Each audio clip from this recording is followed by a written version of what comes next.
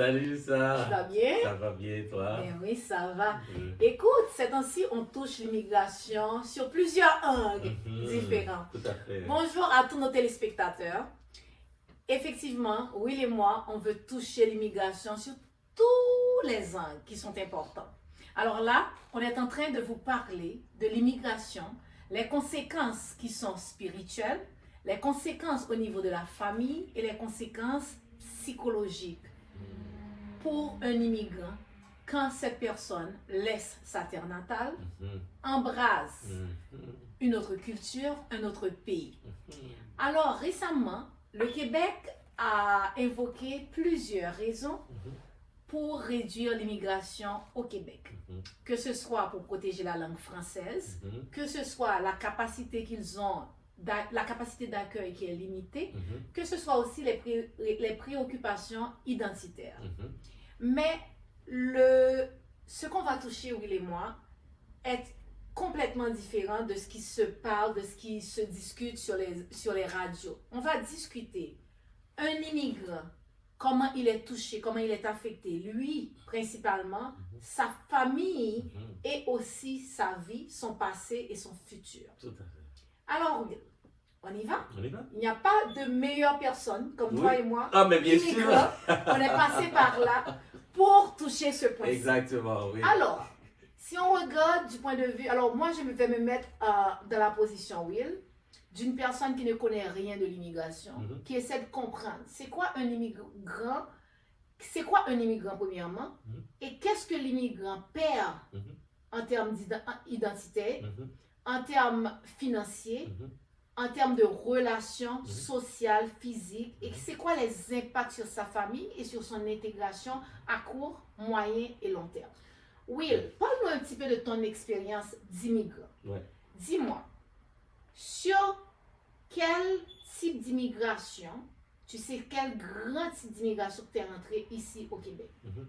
Moi, je suis entré quand je suis arrivé au Québec, je suis arrivé avec un visa. Après, par la suite, je me suis légalisé les papiers pour être résident permanent. De résident permanent, bon, on connaît le processus, on est citoyen, bon, puis on Alors vit là- ici, on habite, on accueille, comme on dit, on est dans la société d'accueil et nous aussi, on accueillons aussi la nouvelle vie, notre nouvelle culture aussi. Bon, voilà, ça fait des années qu'on est là, plus de 20 ans après. Notre intégration, on peut dire, c'est fait, c'est réussi. On est des citoyens et québécois, canadiens, haïtiens d'abord, mais on est là, voilà, on vit sa vie dans la société et on fait son chemin, on crée des entreprises, on On fait nos travaille, on fait nos expériences. expériences et puis voilà. Alors, je peux dire que tu es vraiment un Canadien à part entière parce que tu as passé par tout le processus et de l'immigration pour parvenir où tu es là maintenant. Oui, je suis canado-haïtien. Ah, Ouais. tu n'oublies pas ta culture, tu Non. n'oublies pas, tu sais, ton pays d'origine. Oui, je veux dire, pour expérience immigration, c'est bien que tu me poses cette question parce que le fait c'est vrai. Parce Alors, on a beaucoup à dire on sur a ce beaucoup sujet. à dire parce que c'est vrai, l'immigration change l'immigré et la société d'accueil. Mhm.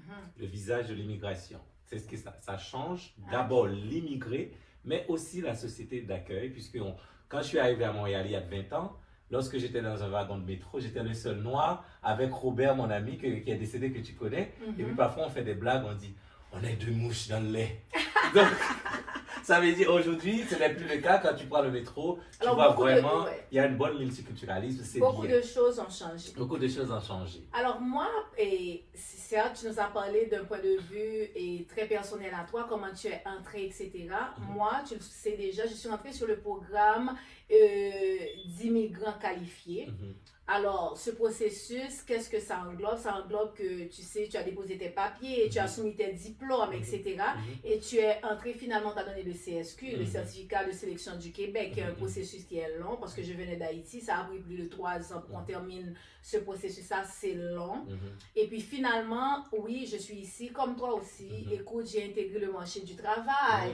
Et ma fille est née au Québec, Tout à à fait, Laval. exactement. Alors, j'ai aussi aussi comment je l'appelle souvent, une haïtienne québécoise, Exactement. parce qu'elle connaît plus le Québec quand je parle de son vécu Tout à fait. que qu'Haïti. Bien sûr. Comme tu aimes le dire, tu te vois comme Canadien, Haïtien. Canado-haïtien. Oui. Oui, tout à fait. Alors, c'est la même chose pour moi aussi. Oui, Alors, tout à je fait. m'identifie aussi comme une femme noire, Mhm. haïtienne premièrement, mais aussi canadienne parce que c'est une terre que je connais, Mhm. qui m'a permis d'évoluer en tant que personne sur plusieurs points, mais j'arrive pas à oublier Non, mes racines, jamais, qui jamais. je suis, Ne et pas je ne le t'oublier. veux pas non plus. Non, pas qu'oublier. Eh non, oubliez Non. ça, Alors, Will, Oui, immigrant canadien, il y a tellement, t'as tellement de de choses Ouais, à je dire. sais. C'est OK? beaucoup.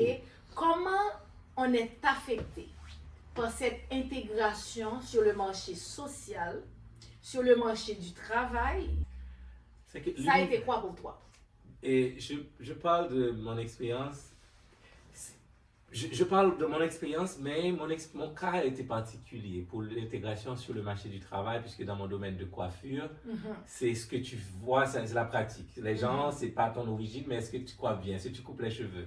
Donc j'avais cette expérience haïtienne, j'ai Et toujours tu étais bon là-dedans. et j'ai toujours été bon là-dedans dans mon pays, donc arriver ici, c'était pas un problème. Mais des choses que j'ai observées parmi les clients, parce que ça fait longtemps que je suis dans ce domaine, qui souffrent à l'intégration du marché du travail. Et je peux dire de 2006, quand j'ai ouvert mon premier salon, et je côtoyais des immigrants, c'était des immigrants particulièrement des Haïtiennes, ma clientèle qui venait beaucoup dans ce programme et par lequel tu es rentré, travailleurs qualifiés.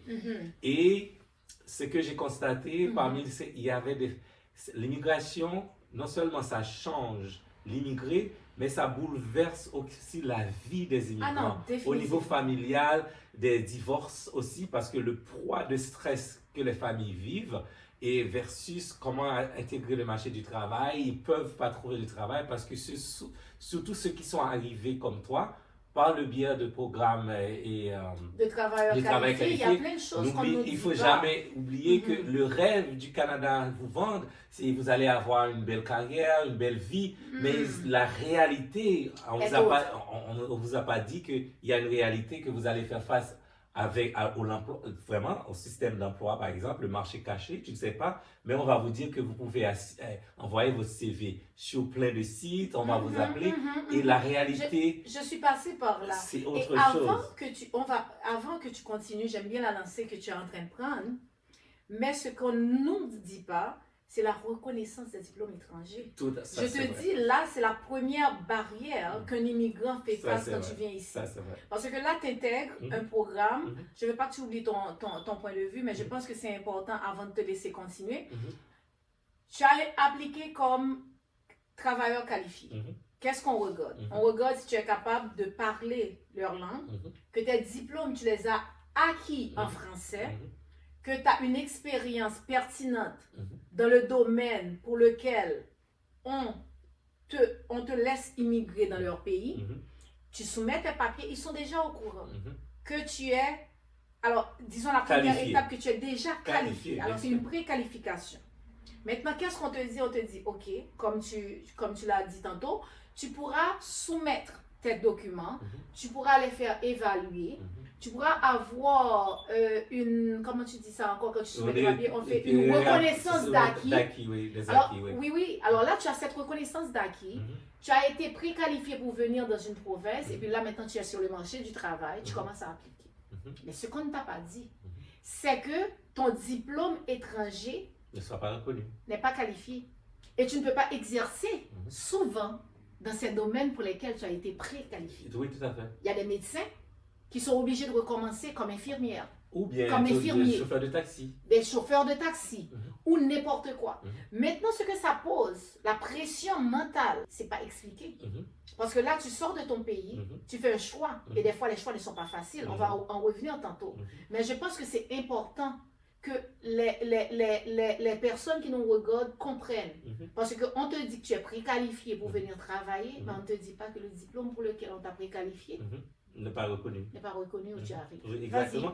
Ou deuxième volet aussi, lorsque tu es arrivé étant immigrant qualifié, tu as passé toutes les étapes de l'immigration et on t'a accepté par l'expérience que tu arrives. Et puis arrive au Québec, on te dit, madame, vous n'avez pas d'expérience québécoise. Ouch, ça fait mal. Ça fait Donc, mal. c'est le rejet.